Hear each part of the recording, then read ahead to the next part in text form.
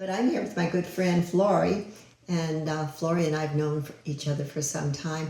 And part of that is because we're both Alzheimer's authors, and she brought her book. I don't know if we can put it up for you. Our journey was a little different just because she was dealing with her husband who had Lewy body, which has its own challenges.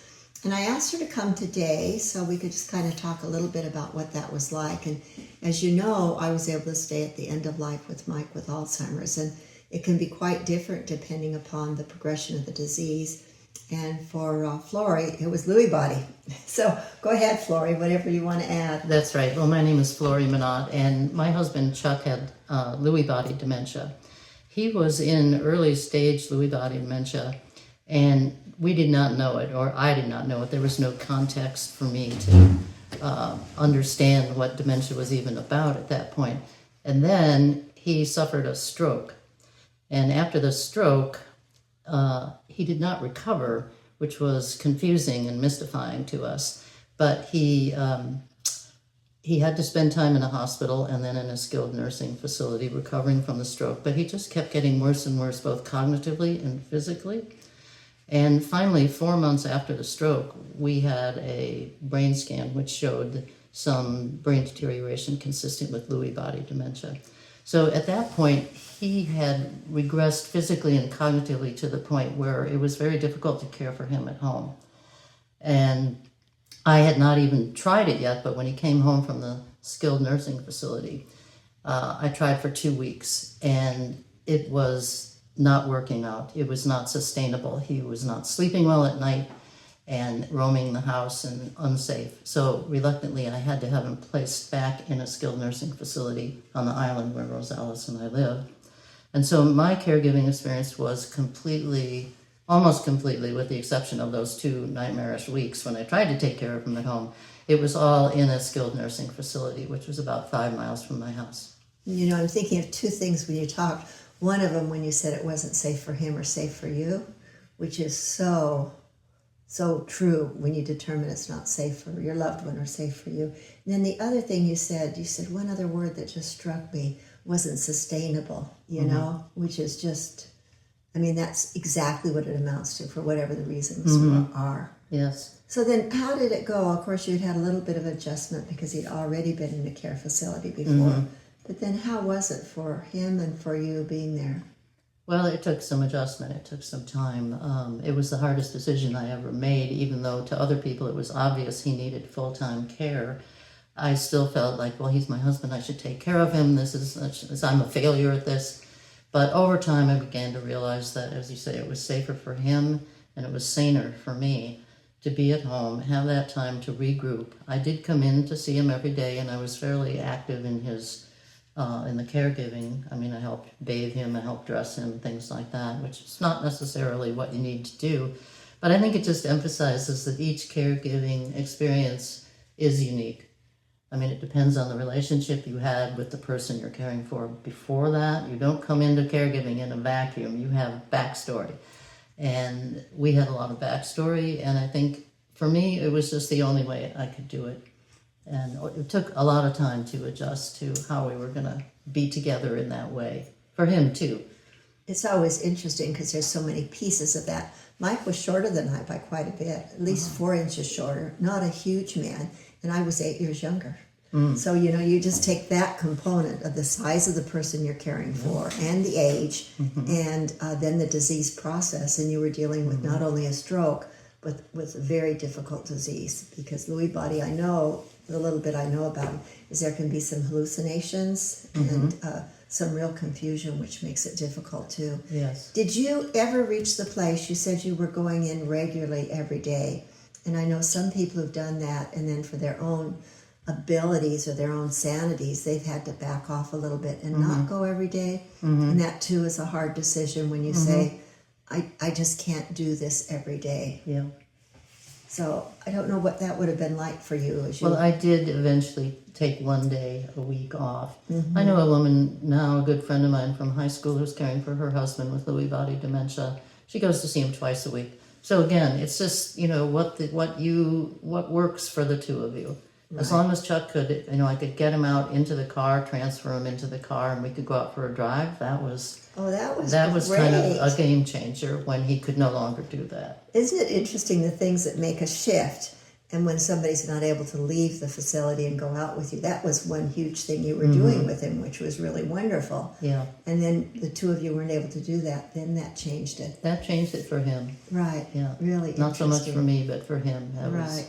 That was it. And then how long did he stay in the facility? When did he pass away? How long? He was in Island Health and Rehab for 6 years. Oh, that was a long, long time for both of you. Yeah, I think interestingly, I think we both sort of knew when the end was coming. We were really in sync, even though he wasn't articulate anymore. He'd been a teacher and a writer, so the fact that he lost his words was very difficult and ironic for him. But when he no longer could get out of the facility and he was unable to feed himself, those were the two things that he said, okay, I'm done.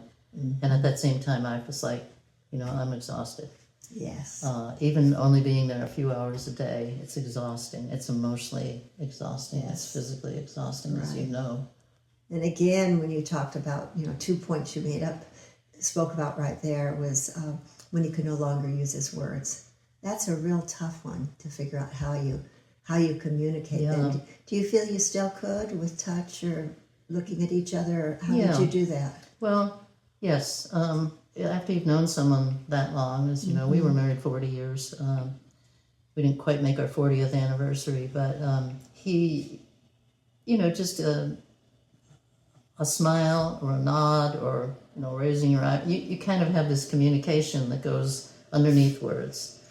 And I remember one time towards the end, he was on hospice, and I was sitting on his bed, and I was holding his hand, and I put my head down because I was so tired on the bed, and I felt him squeeze my hand. Yes. And I thought, okay, he's still there. He knows I'm here. Yes. And that's slipping into something we hadn't even thought about talking today. We were talking about the difference of staying at home till the end of life. But I think that's a really important story for people to hear, because so many people think that their loved one doesn't know them at the end. And it's just important to be aware and to look for those things and to acknowledge it because it's there. That's right. I'm sure you felt this way about Mike, but I felt like to the very end, Chuck was Chuck. Absolutely. And other people would come in and say, oh, he's not the person I knew, or that's not my father, one of my children said. And I was like, oh, yeah, it's just a different manifestation. Absolutely. He's still there. He's in there. Absolutely. Yeah. That's a beautiful message to end on. Anything else you can think of, Florrie, that would be helpful to those who are listening to us chat now? I would just say if you come to a point where it's safer for your loved one and safer for you to have them put in a facility, don't think of yourself as a failure. Caregivers have limits, and we have different limits. So figure it out for yourself, but when you come to the point where you have to put somebody into a skilled nursing facility, know that you're still a caregiver. You are still a caregiver, 100%. Yes. You're not giving up. You're not giving up that role. You are a caregiver. You are a huge advocate for everything that goes on. And you are the first person that gets called if something doesn't go right. That's right. Okay, so Emma set this up nicely, just saying, what did I see in the caregiver that I ended up having help me with Mike at home, and what Florrie saw in caregivers in the care facility. So who wants to go first here? You go first. Okay, so I guess if I'm going to talk about that, I will say it was really hard to find a good caregiver for home. And so I had a couple of different people that I interviewed and tried. There was somebody who came, and fortunately I had somebody who was doing some work on the house outside. I was gone that day. And when I came back, dear Kurt, who'd been working on the house, he said, you don't want to use her. And so he just saw the interaction. And I mean, she wasn't a bad caregiver, but just wasn't treating Mike probably as an equal, and that he was smart and bright, which you referred to, that you knew that about Chuck. And so that was a no-go. Another one I tried, I knew because she had been a nurse and I was familiar with her, but she had a good way of wanting to give me suggestions and ideas and not so good at being receptive to my ideas.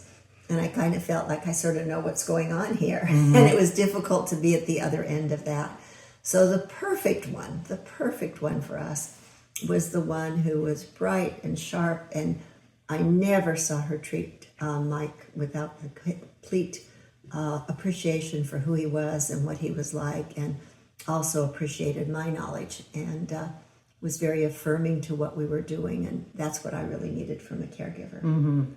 So what was it like for you? You probably had multiple people moving in and That's out, right, different shifts. Well, the different shifts, you don't have a choice who's caring for your loved one in a care facility. But I would have to say that like 95% of the nurses and CNAs that were at Island Health were fantastic. That said, they're also overworked. I mean, they might have 20 people they're caring for on a given hallway.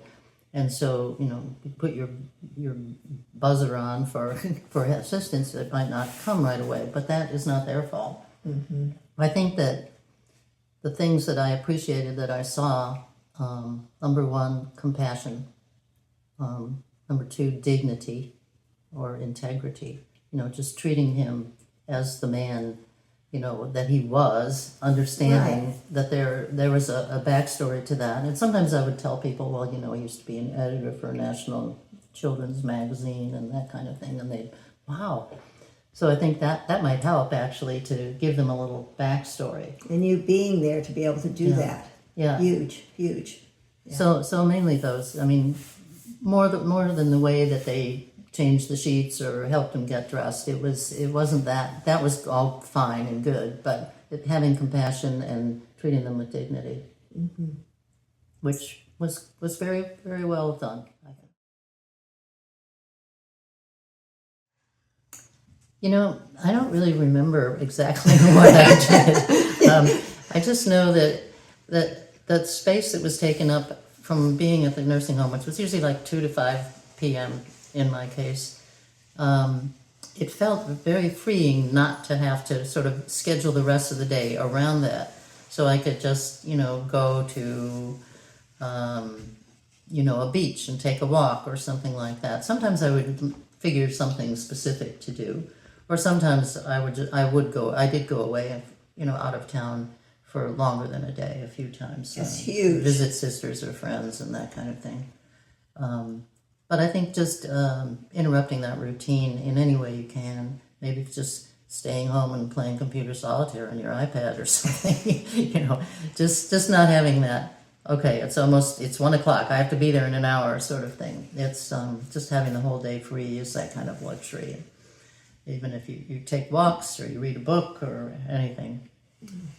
So I would say I kind of had that one day free too. It was a little different thing because I had Mike with me all the time. But there was one day when Sabina came. And so I actually kept that for trying to keep my life pretty normal. So I loved teaching at the hospital. I was with new parents and new babies, and taking that ferry ride over was just the best. So it was a day off going to work, but that was part of me keeping my life normal for me. I was able to keep up book club, which I really love my book club, and I wanted to do that, and had another person's husband come over and stay with Mike that night. So I would say my time off was trying to keep some semblance of normal. The other thing is I had to learn how to eat by myself out, to just be able to go out and have lunch by myself and be comfortable with doing something by myself. And I think that was a good preparation for when Mike wouldn't be around.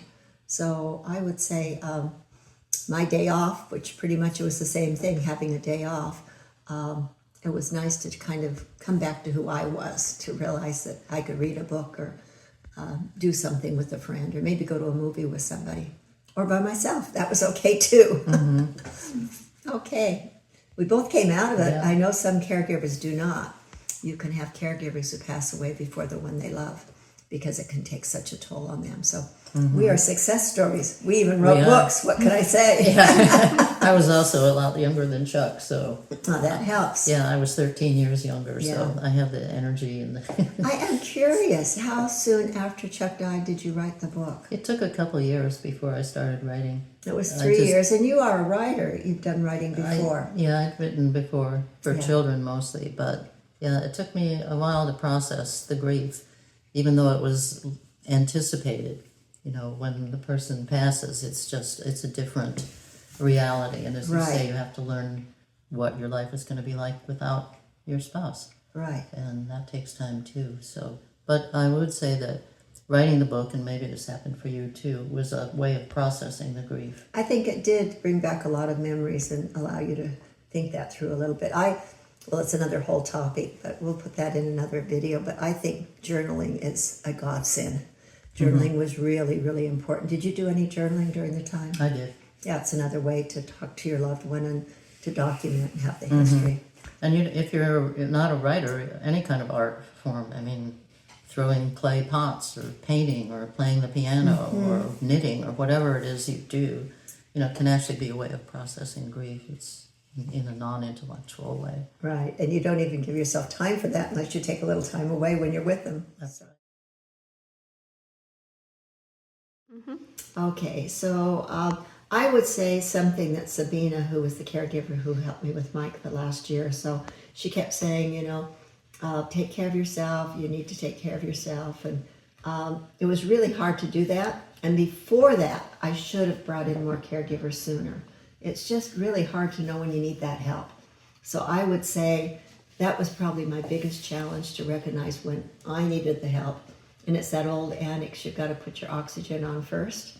And so if you go under and didn't take care of yourself, it's not going to work out for your partner. And we talk a little bit about that in another video, but I'd say that's the biggest advice. And then the other one I would say, and of course the book is full of all these little advice things, is to hold out that hope. I don't even know if you need to use the word hold out, but to just know that it's possible for your loved one to know you at the end of life. And I did not know that till really late. Went through the whole process.